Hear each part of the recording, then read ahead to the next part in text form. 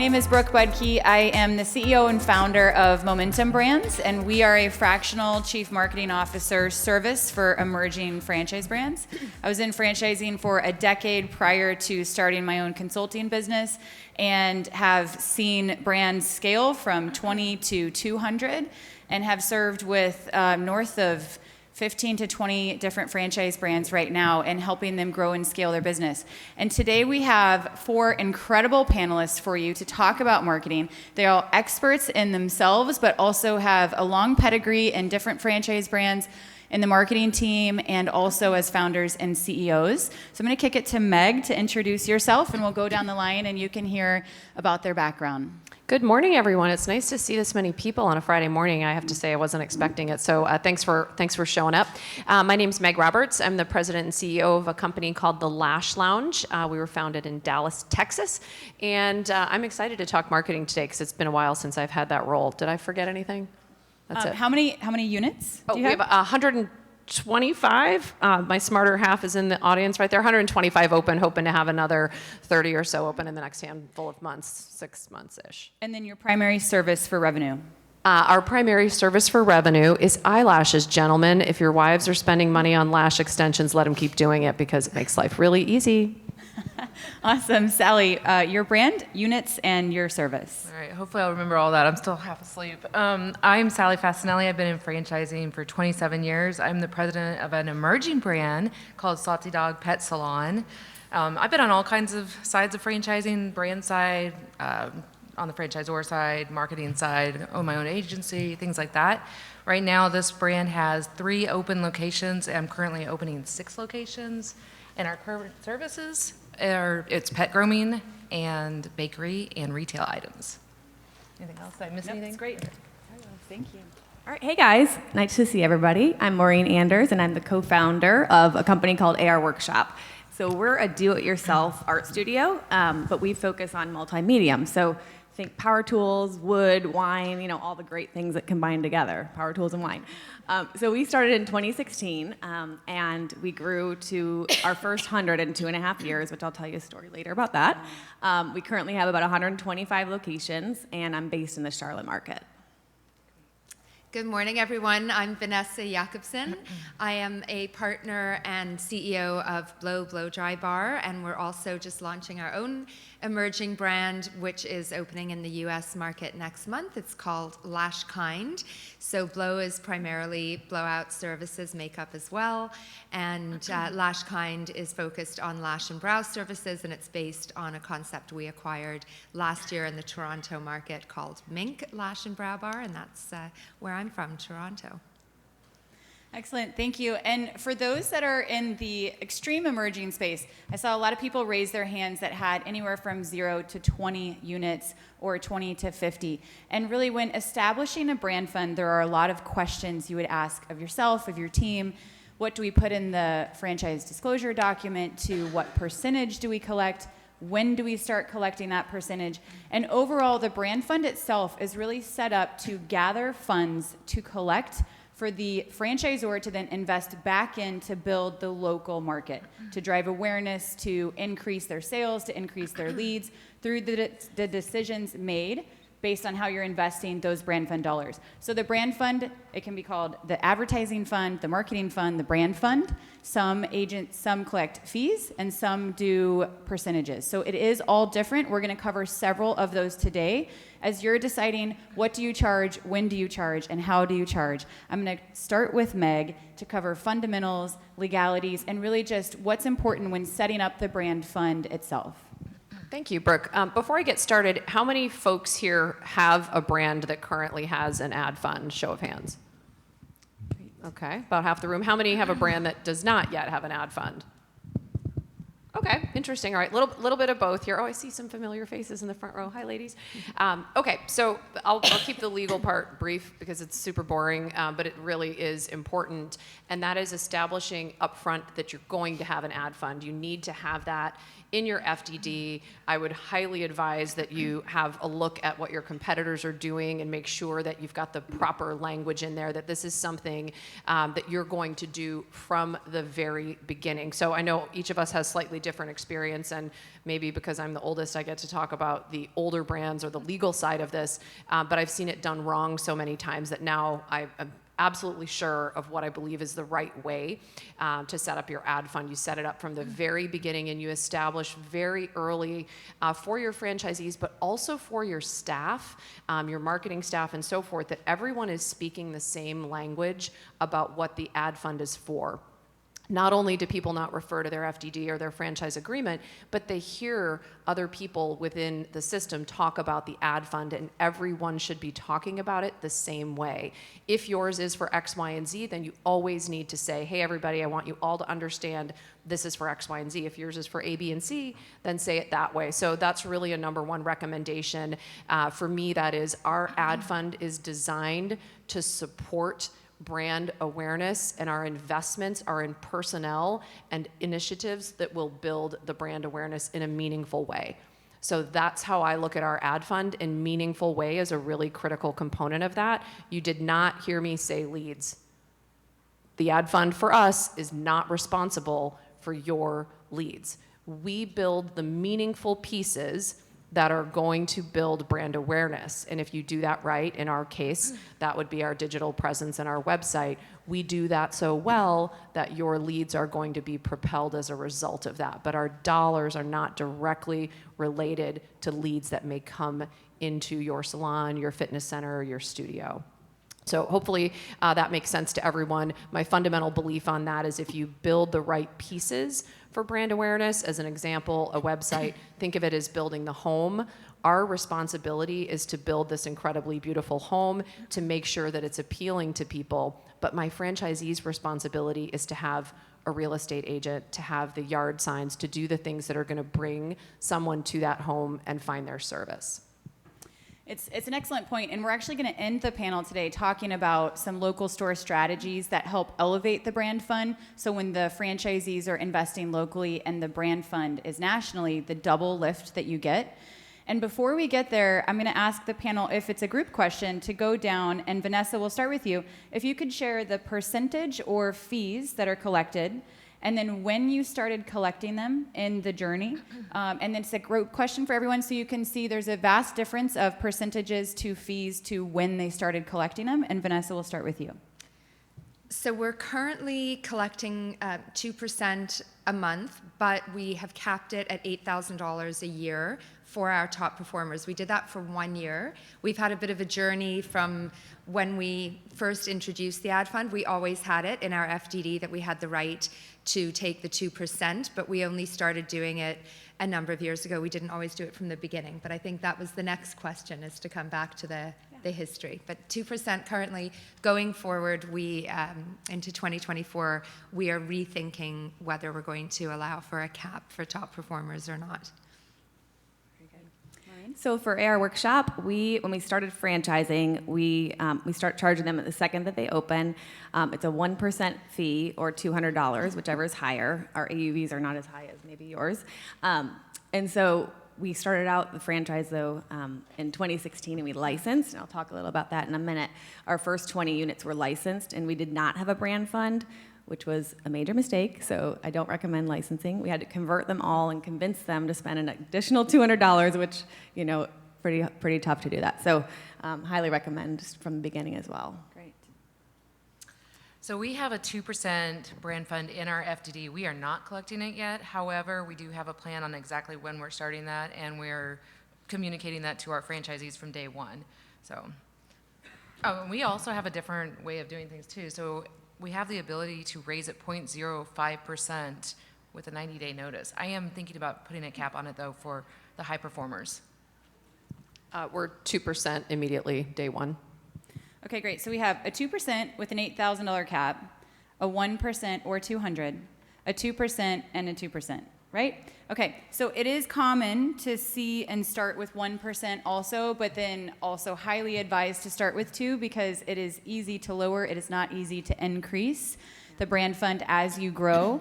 So I'm going to go back to a question specifically about this. Like, as emerging brands are collecting fees, some of you in the room might not have the fees established as you desire them to be so far in your journey. And so from the beginning, it may not be exactly as you want, or maybe it is. But I'm going to go back to Vanessa, because you did not collect early, and then you added it into the system. So could you share the journey of what that was like with franchisee tension, how you elevated the fees, et cetera? So from the very beginning of Blow's history, we charged a $150 a month flat brand fund fee. And that was because we're a very brand-focused brand. So we've always had graphic designers in-house who've supported our franchisees with their local marketing efforts and managed the Blow website, et cetera. So the idea was, for $150 a month, you basically have an in-house marketing team at your disposal.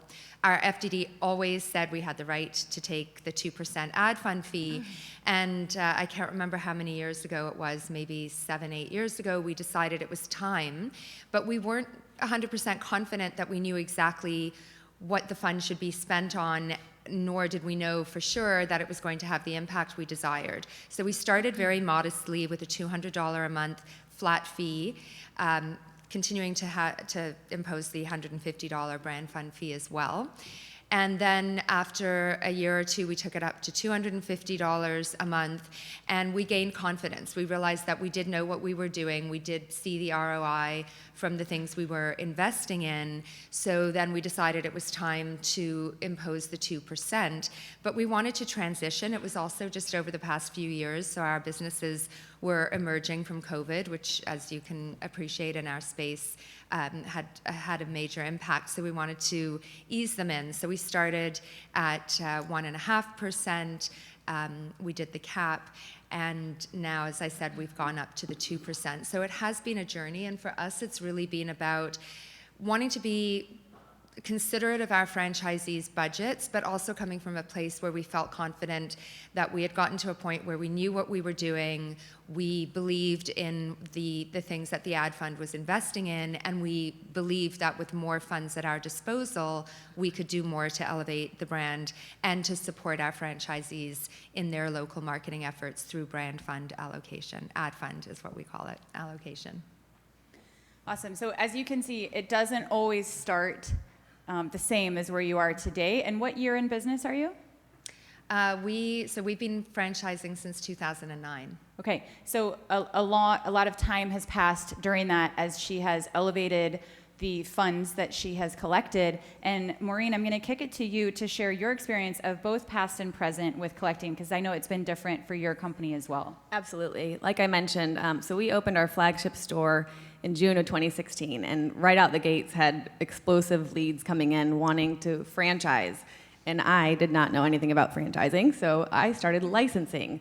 Not recommended. So our licensing agreement basically just had a royalty structure, did not have a brand fund. I knew nothing about a brand fund. Then I met an attorney, and he said, you have 20 licensees. You need to immediately convert them because you're in states. So again, if there's any attorneys in the room, turn your head. So we successfully converted them all to franchise. We had to convince those licensees why they all of a sudden had to pay this 1% brand fund. So like you said, Brooke, it's much easier to take it away than it is to add it. But we did, we're very conservative with our spend. So we had to prove early on, like, hey, guys, you're paying a little extra, but you're getting so much more for it. My goal with the brand fund is always to create tools to help the franchisees be more successful. I think what Dave Barr said yesterday with, you're catering to your average person, right? You're not a marketing superstar. So I keep that in the back of my head and make sure that our brand fund is used to create tools and resources for them to really be able to excel and focus on their local marketing and basically hand them everything on a silver platter so they will actually do it. Anyway, so once I converted everybody, then we started charging the 1%, or $200, and we held a reserve for about the first year because it took time for those stores to open that were paying a larger amount once you started collecting. The first year we didn't spend anything. We really just reinvested in marketing because we knew that was important. We never had a loan to ourselves or anything like that. And about year 2 is when we started spending. And just like you said, this is someone else's money. We want to make sure that that is being stretched as far as possible. So we always are doing case studies on what we're spending our brand fund on to make sure they understand the impact of it.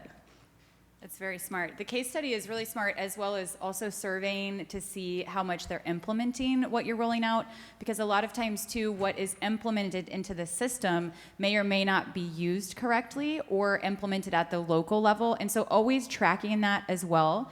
And it leads me to the next question I'm gonna ask everybody on the panel. Meg, we'll start with you. When you look at goals of the brand fund, like so many of the panelists have shared the different ways you can invest it. Some of it is into staff, into paying for a marketing team. Agency fees can come out of that, to local store marketing, content development.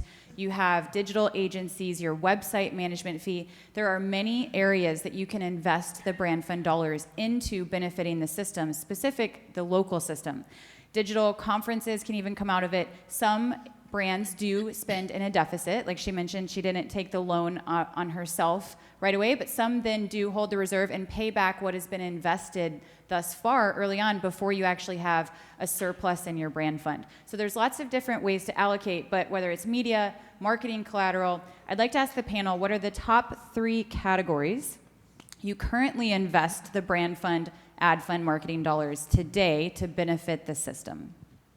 The most impactful thing that we do with our ad fund is our staff. So that's a key piece of advice here with your ad fund. If you're authoring it now, make sure that it allows for you to include your marketing staff. That's just a huge benefit to you as a franchisor and allows you to grow a team that's absolutely necessary from the beginning.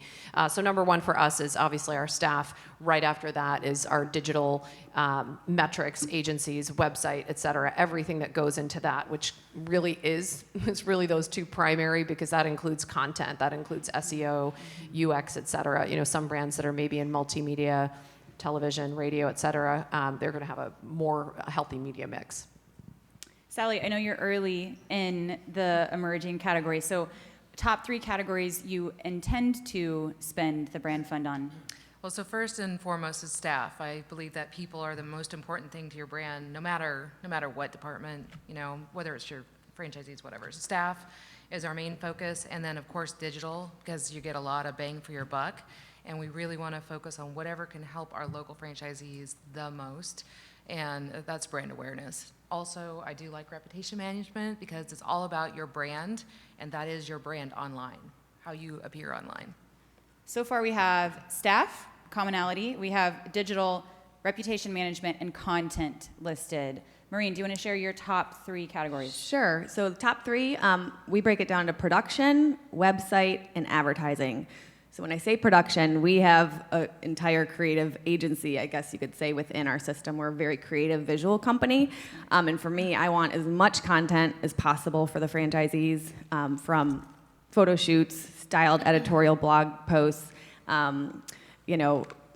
marketing guides, email templates are huge, text messages, TikToks. We do everything from video commercials, and we hand this on a silver platter to our franchisees. So we don't rely on an outside agency for that. We just decided, we're looking at a limited amount of funds. What's the best use of those funds to maximize productivity? And now with all this AI, I think I'm going to rethink that strategy too. I'm going to expect a little bit more out of my team. Also, website. So SEO is huge for us, as well as our loyalty program integration. And then we have a blog. So that also goes back to, the SEO piece. Advertising placement. So one thing I found early on was that we know our franchisees are so busy, they don't have time to become digital marketing experts. We used agencies, we tried all different things, and if you're an agency out there, you guys are made for a certain brand. For us, with limited budgets in our local stores, we needed to find a software that was going to take it to the next level and take work off the plate of the franchisees. So we use Eulerity. It's been a game changer for us. And that helps them place ads in their local markets. And then we also do some national advertising, giveaways, influencer marketing. We really, we pinch pennies, but we stretch it far. I just want to say, first of all, that I forgot to mention that we do have a floor for our ad fund. So it's the greater of 2% or $250. I think that's important to make sure you've got a minimum amount, so I would recommend structuring it that way. As far as our ad fund allocation, we haven't historically taken any fees for staff, only because we had that brand fee that we were charging, that $150 a month, and that notionally covered staff. More recently, we have taken a portion of the ad fund, a small portion, to cover some incremental staff costs for us. So what do we primarily spend it on? Content creation is huge. We're also a very visual brand, so we in-house manage our own photo shoots so that we're creating all that beautiful content that's farmed out to our franchisees and used on our corporate communication channels. We invest in the management fee of the Sochi platform. I encourage you to check out Sochi, S-O-C small I. If you're not familiar with it, it does local listings management. It provides a platform for your franchisees to do their social posting if you're allowing them to do that. And it helps them to manage their digital reputation, so managing across those public review channels, which is hugely critical for search engine optimization purposes. So a chunk of our ad fund dollars supports the Sochi management fee. And then we also use Eulerity. Adam from Eulerity is here in the audience. Have a chat with him. It's Eulerity, Eulerity. You're welcome, Adam. Great platform. So we pay for the management fees so that all our franchisees can use Eulerity for their digital marketing. And I'll add one that's actually a close fourth place, which is recruitment support. So there's no point in spending money on marketing if you don't have staff to provide the services to your customers. So we've started to use ad fund dollars to support recruitment marketing efforts as well that our franchisees can make use of. So for us, it's primarily about how do we facilitate local store marketing through what we invest in the ad fund. This is the first year that we've had a big enough ad fund that we could do some national digital marketing. So mostly it's about how do we support them in their local efforts. And there's a common theme that you can see regardless of the brands, but there are print vendors that are a huge provider to the system that you upload all of your local store marketing assets to. So everybody's rowing the boat the same way, and they're all using the same material printed on the same paper to the supplies that they use in the market. You have the digital companies where you're building the website, the infrastructure, the microsites, the SEO companies, pay-per-click. There is a vast level of digital vendors and partners, as shared several times on main stage too, that third leg of the franchise wheel. So when you look at selecting agencies and partners, there is an art to it. There's usually an RFP process, but then there's a lot of networking that goes on in events like this as well for you to meet people. Sally, you've both been on the supplier side and the franchisor side. So if you could share for us when seeking vendor support, because it is common, you cannot do everything in-house, although a lot of brands, especially founders, want to because you have great brand control. Another way you can jump very quickly and scale is bringing on the right partners and agencies and taking those brand fund dollars and paying for it, and sometimes splitting the cost with franchisees. So can you share your point of view just on vendor selection support and which ones to put in place and how? There's a lot. There's a lot. Yeah, so I think the most important thing is you got to leverage your brand partners, your vendor partners, okay? So where are you the weakest in your company, as far as staff, things like that? Then I go out and I find my vendor partners. I really like to have people that have, one, most importantly, franchise understanding. I mean, I feel like that's like a given, but if they don't and you have to teach them franchising, it's not ideal, okay? They need to understand how to push it through your system and stuff. One of the most important areas is your tech stack. So we've talked about that in different ways up here. Just having a good tech stack to get your stuff out, whether it's, your microsites or, Eulerity or all these other platforms. There's so many different things, social media, things like that. But when you go through that process, how do they support you? How do they support your franchisees? Are they willing to do webinars, for your franchisees to introduce this platform and the way they do marketing? Are they willing to do training? Because a lot of times with the franchisees, getting them on board with whatever you're pushing out marketing-wise or brand-wise, having your vendor partners support that effort, they tend to take it better. They tend to be like, oh, great, they're the expert. They accept it better from them. So to me, the support is a really big side of things. And then, so we have, let's say the setup is correct, right? We have the percentages, we're pulling them, we're collecting them, we're investing them, and then we implement.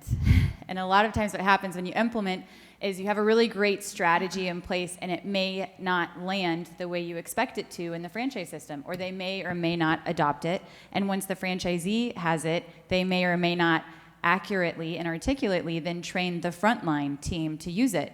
And in my experience, I've always seen that the front line impacts the bottom line at the franchise level. So everybody on the front line, how they are dressed to how they are educated, how they are speaking on behalf of the brand impacts that franchisee, which impacts the franchisor immensely. So when we talk about implementation, any advice, Meg, I'll kick it back to you, on rolling out what is also invested at the brand fund level into the system, because implementation can be a very easy place that franchisors of any size can get lost in knowing how to roll something out effectively to the system. Yeah, it's a great question, and I think it is a universal challenge that everybody faces. From a national ad fund perspective, if it's something massive that we're doing to the website, or we're changing online booking, something where we're making a really meaningful investment of the franchisee's dollars, it's very important to start that narrative and education long before that product is going to be delivered. So if you're letting them know in January that there's going to be a new website by the end of the year, it's your responsibility to continuously provide an update to your franchisees throughout that period. So you're updating them on progress, but you're also taking those opportunities to educate them on what's coming. So you're kind of getting a win-win, right? People are learning, but then they're also appreciating what's delivered. So that's a national component. If you're launching something like a content strategy, which a lot of us have a lot of reason to have these different variables in our marketing, email marketing, for example, social content marketing, I'm a big believer that less is more, and not less content. People need to have a lot of content and a lot of access. But when you're training and educating your franchisees, keep it simple. If we deliver a playbook to our franchisees on how to post on social media that's 13 pages long and 8-point font, they're not going to read it. They need to understand, if you do these 3 things, 1, pull a picture, 2, post a picture, 3, grab a review. It needs to be that simple. And I'm not suggesting franchisees aren't incredibly sophisticated. I'm suggesting they're incredibly busy. So keep it short and sweet when you're explaining what needs to be done. Agreed. And then I'm going to ask a group question. We have a little bit of time because we are going to end on time. So if you have questions, definitely prepare them and we can ask the panel. So Vanessa, I'm going to start down at your end again and we'll come back this way. The brand fund is designed to impact sales and lead gen and exposure and awareness at the local level.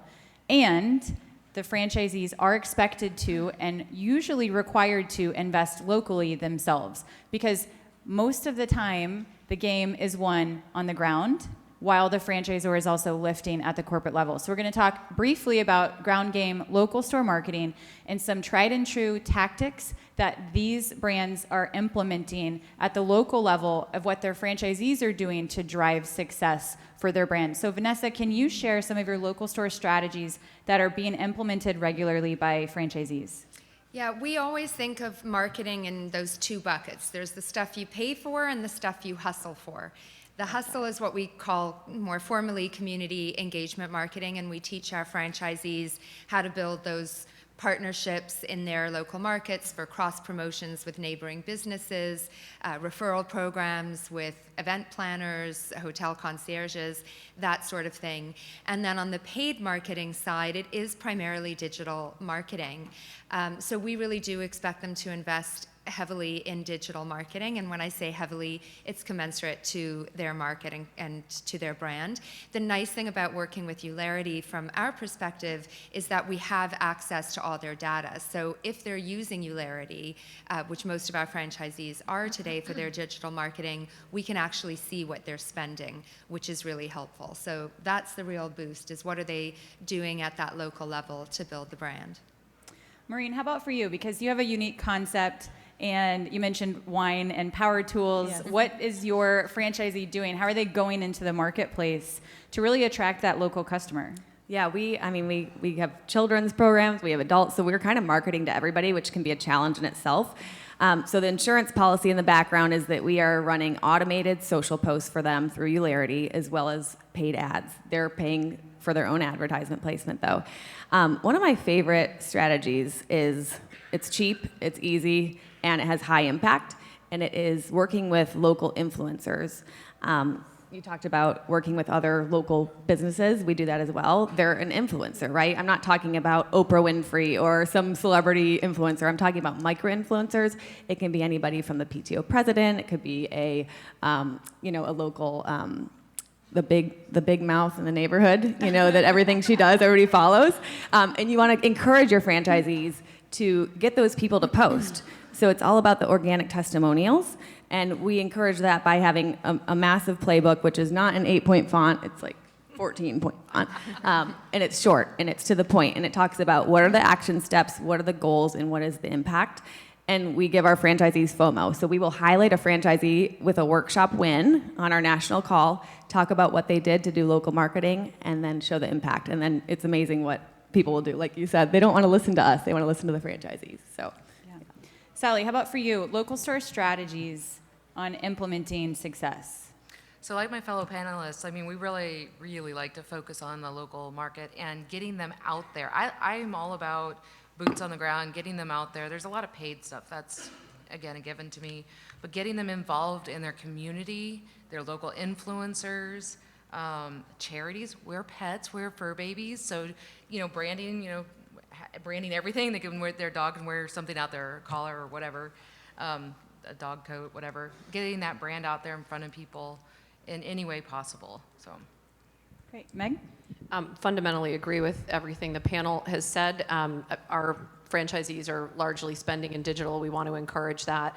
I do want to go back to something David said yesterday and maybe leave you all with this idea of how to get your franchisees to spend and spend correctly is to collect their P&Ls. I know that sounds kind of crazy, but I'm telling you, if you're collecting everyone's P&Ls and you have a smart tool and smart people on your team who help you create a comparative that you can give back to your franchisees, what they're going to inevitably see is that those who are operating their business best, which includes investing your marketing wisely, are the highest performers.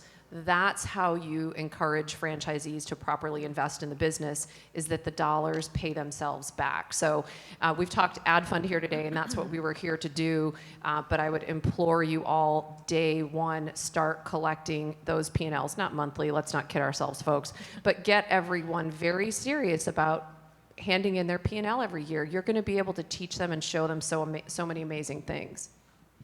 And then, lastly, before any questions in the audience that we have, managing franchisee relations throughout, right? So it's a common thread this week during all of these workshops and on the keynotes, but managing franchisee relations can be tricky. We all have our favorites. I always recommend to call your best franchisees on your way home from the office, definitely not on the way to the office. Call the most challenging ones and have those conversations first, and leave the best for last as you're coming back to your family so that you love what you do every single day.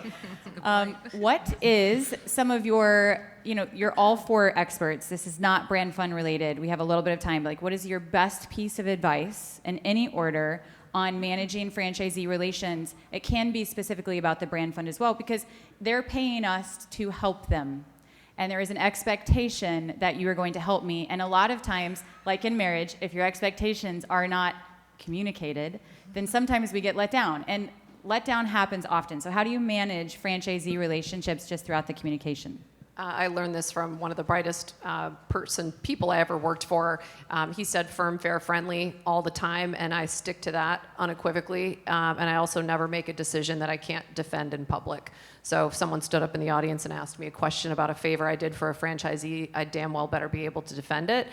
So that'll keep you real honest and not making any promises you can't keep. Love it. I guess I'll go. I'll talk communication. I think it's always important. Just communicate, right? And back up, like she's saying, back up what you're saying, being able to defend what you're doing with your franchisees. I think transparency and vulnerability. So not everything works. So being, celebrating the wins, but also saying, hey, this isn't working, we're pulling the plug on it, because no one's right 100% of the time. That just gives you that credibility and trust.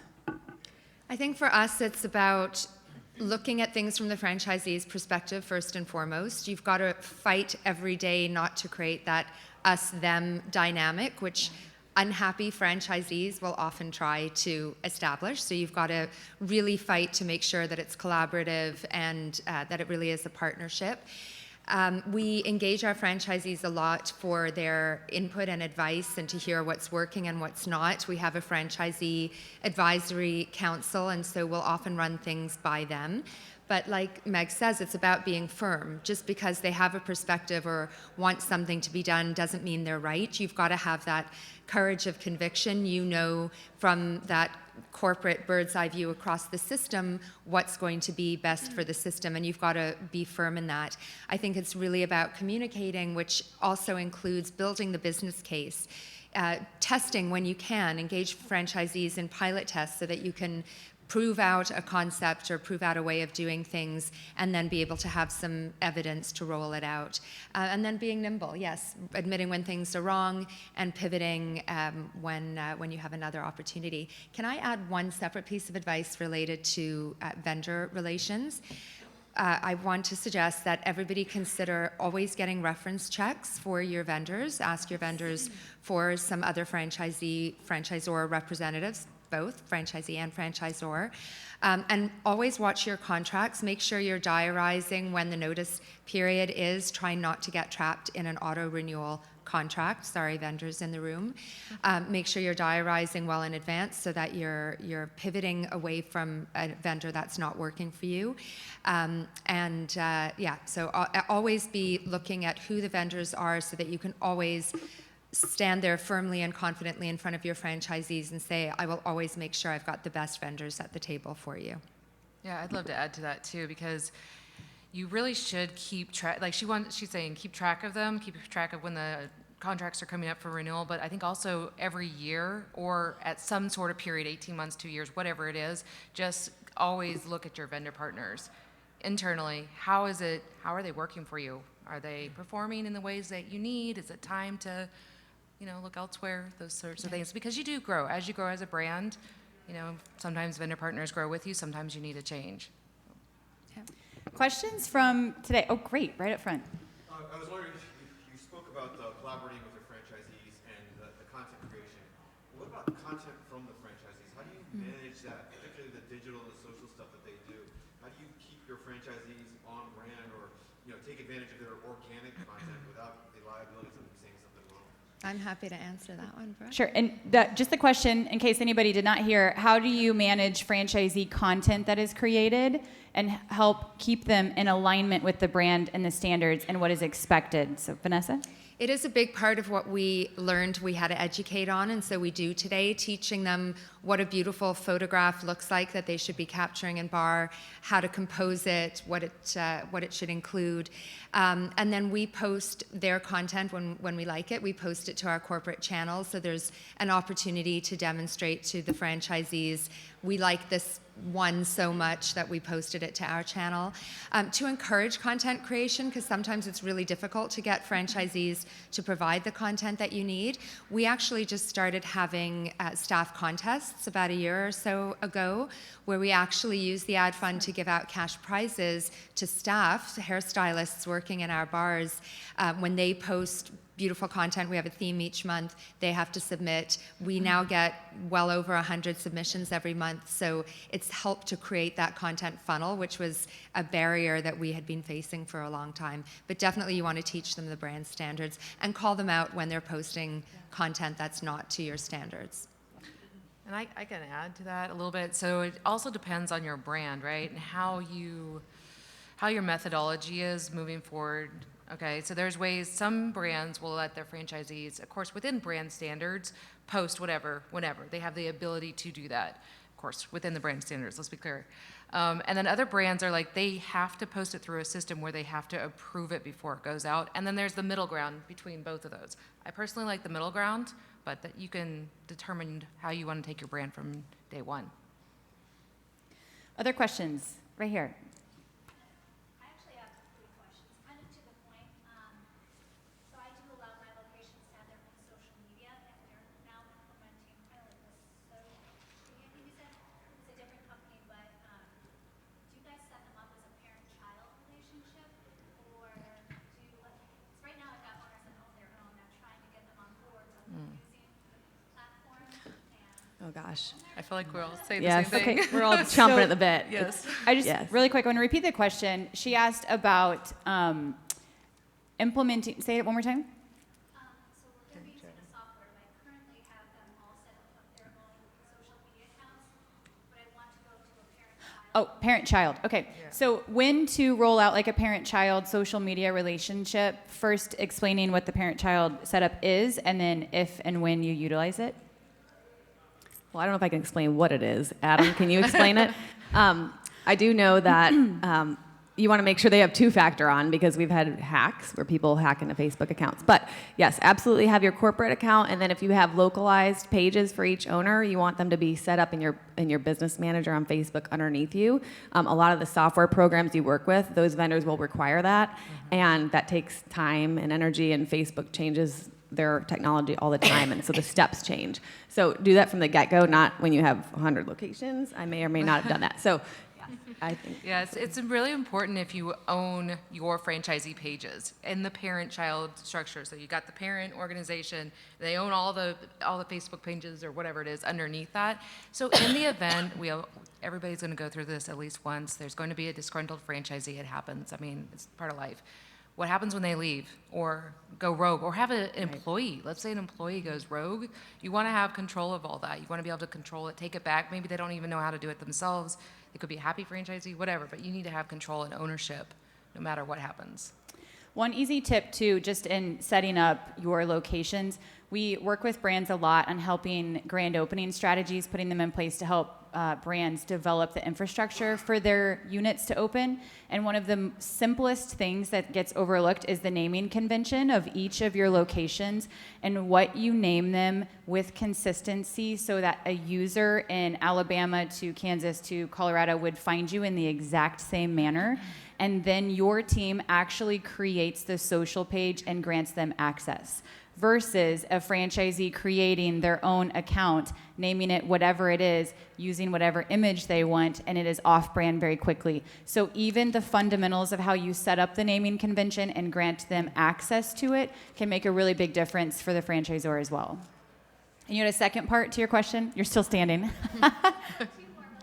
Because of using technology, do you always take it out of the brand fund if it's related to marketing, or can you guys use the tech fund? Good question. So the question is, do you always take out technology spending out of the brand fund, or can it also be used with a tech fee?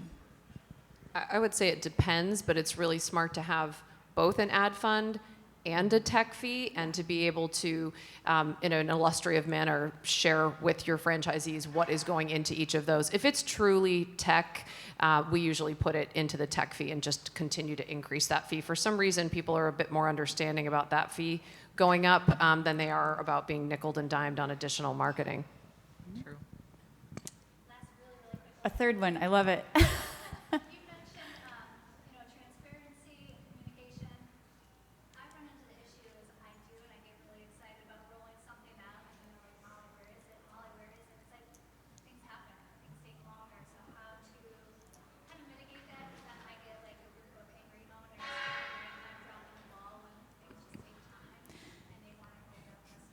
So how to roll out something and communicate the timeline, and franchisees always are more impatient than project timelines dictate, usually, right, is the question. Whatever date you think you're going to deliver, add 6 months, because we all know it's going to happen. Double, triple, yeah. It's pretty simple. under promise, over deliver. And, Exactly. and definitely, like has been said, it's about that transparency. So yes, under promise, over deliver, and be transparent. If other things have taken priority along the way, just be honest about that, and hopefully they'll recognize that whatever's taken your attention away from that special project was justified. I think we had a couple more in the back. I saw some. Yes, standing. On transparency, how detailed are you with your franchisees as to how you spend your brand funds? Okay, excellent question. If I heard correctly, how we allocate the dollars and then report on it. So the level of transparency that is shared to the franchise system on where the dollars were spent, whether it's a percentage of how they were spent or you share the actual line items, how are you disclosing where the brand fund dollars are being spent? I'll start. So we just share a percentage. So at our annual conference, we talk about what the prior year was percentage-wise and what we're probably going for the following year. I will say that in your FDD, like Meg was talking about at the beginning, make sure that you have that very clear as to what you have to provide them, because you don't want them saying, I want all the receipts from every single purchase. So make sure that's set up in your FDD from the get-go. In the back? I might have you walk halfway up so we can hear you. So, there's some great established brands on this panel. Out of curiosity, as an emerging franchisor, if you had the opportunity, instead of going sort of allowing your franchisees to locally have their own social Yes, handles, yes. sort of consolidate everything. Right. Of course, there are SEO benefits to having it all locally, but would you consider consolidating them, or would you really believe in the power of having, all these sort of local handles? It is a brilliant question, and I think I hope a lot of you were in the meeting yesterday about content, because content is so key, and it does get watered down very quickly when you have hundreds of locations with hundreds of social media pages. So her question was, how and when do you determine if you allow for local store Instagram or Facebook pages? I think almost everyone needs a Facebook page because they run their ad sets through there, but Instagram is a very different story because you can establish a brand very quickly with one national unit. But then, of course, the franchisees, if you have a community-driven brand, do want to drive their community there. So any advice from the panel on a national account, let's talk Instagram specifically, likely, versus locations? I wouldn't go back. Every location has their own page. We want to highlight that franchisee and have them be the local, the contact, because the local content gets a lot more, this isn't working, gets a lot more engagement than the national content, and we learned that early on. So I think the pros really outweigh the cons. So I personally think having local pages is very beneficial. Yeah, definitely pros and cons, and I wish my vice president of marketing, who was sitting right beside you, didn't have to just dash to the panel that she's speaking on now. But feel free to follow up with us, and she can take you through her logic. With our new brand, we are keeping it corporate for the time being, so one Instagram channel, but at Blow, all our locations have their own. And yeah, there's definitely limitations to their ability to promote locally if they don't have access to their own Instagram channel. So there are pros and cons to both approaches, but feel welcome to follow up with us. Meg, you were grabbing your mic. Do you have another? I think I was just fidgeting. Okay, great. Any other questions today? Yes, over here. We're brand new to franchising, so we have 7 awarded but none open yet. So early on, our brand fund is not going to be collecting much. Right. So I'm thinking it's going to be running at a deficit. Yes. How much do you cover, and do you still report on, hey, we collected this much this year, but we spent way more, we're covering a lot of ourselves, and as we get more locations, we'll start to balance out? Excellent question. So for everybody to hear, he was asking about an emerging brand that has sold 7 units and now is likely going to spend in a deficit. So what do they report? How far do you spend? When do you spend that amount? What are you investing early on before you get started, to the panel? I think it's smart, the approach you're taking, and I would be very clear with the franchisees about the investments you're making. You need to make those investments to launch your brand, and that's an important strategic decision. And I think your franchisees will really appreciate that that you're making that investment up front on their behalf. I would make it really clear, though, that it is about recouping it from the ad fund in future, so there isn't an expectation that the corporate budget is always going to pay for stuff that the ad fund should pay for. Any other questions? Yes, sir? Yeah, you mentioned about technology fund. Could you talk about what kind of percentages you are looking for? Oh, sure. So the question was the difference between the brand fund and a technology fund, and what's common for a franchise brand and a percentage to collect for technology fees. And you could share all of your fees technology-wise. Ours is a flat fee, and it increases every year depending on what additional technologies we might have to add. So I think it started at 100. Now it's north of 200 at this point per month. Yeah, ours is a flat fee as well. I've done percentages in the past, which, with a cap, but I like the flat fee, and then, raising it as necessary. Ours was 100 early on, and then the last couple years we raised it to 135, but the legacy people still are at 100 a month. Yeah, flat fee with the ability to raise it should be baked into the FDD because you are going to have hard costs that increase, additional platforms you bring on, and you want your tech fee to be able to cover it. Any other questions this morning? One over here? How do you report these numbers you're spending to your franchisees? You do that annual conference, monthly meetings?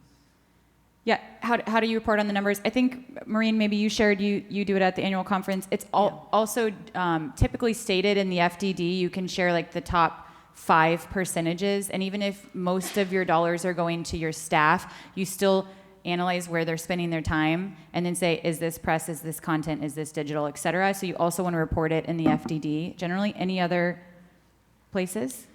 I would say whenever we do updates, so whether it's at our annual conference or now we do quarterly update webinars, whenever there's an initiative we're sharing information about that's been funded by ad fund dollars, we take that opportunity to highlight that. Yes, sir. Just wondering, you mentioned staffing and putting that through the grant fund. Do you put a percentage or like 100% of your marketing manager through the grant fund? Great question. We'll ask the panel. So marketing, also it's not all, any employee cannot go through the brand fund. It is marketing employees. And how is it 100% of their salary or a percentage? We do 100%, and I think that really helps your brand grow, and it's really the way that you help your franchisees. If you can hire experts and you can afford to hire them as a result of a healthy ad fund, everybody wins. Any different answers, ladies? Our brand content specialist is 100% of her salary. Some of my other employees that may do other work, like for franchise development, I don't want to spend the brand fund for that. So they're at like a 50%, but the person that schedules social media, she's at 50%. So it just ranges. You got to look at their workload and balance it out. And we did something different because, as I shared earlier, we had other sources to help cover salaries. Last year was the first time where we said, we ended the year with a surplus, we had some increased staff costs, and we just took what we felt was a responsible amount from the fund to offset our staff costs. Follow it? Is that in your FDD? That staff costs can be covered. The way the language is written, it does cover it. We would not have done it otherwise. So we are about 7 minutes past 10:30, and I believe that we're tasked with trying to make up some time. Ladies, my final question to you is, where can these lovely individuals find you, follow you, LinkedIn you? Where would you like to direct them if they have additional questions? And thank you for your time. Meg, do you want to start with where they Yes, can? thank you, Brooke. Easiest place to connect with me is on LinkedIn, and I'm Meg Roberts on LinkedIn. Sally? Same thing, LinkedIn, Sally Fasinelli. That's the easiest. Maureen Anders on LinkedIn. Follow my Instagram too, Anders Rough Workshop. Vanessa Jakobsen, make sure you spell my name right with a Y and a K on LinkedIn. And Brooke Budke with Momentum Brands on LinkedIn or on Instagram, any of the channels. Ladies, thank you so much for your time this morning, for all of your participation. Great panel.